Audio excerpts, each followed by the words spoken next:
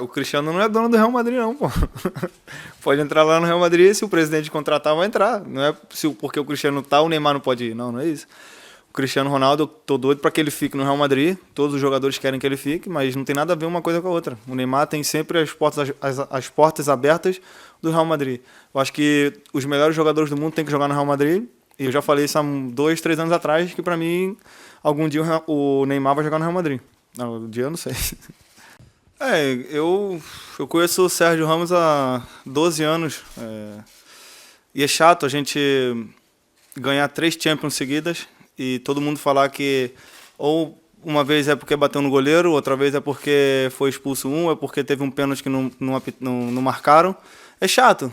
Eu acho que tinham que valorizar mais os 3 títulos que o Real Madrid conseguiu por mérito próprio, não por outra coisa.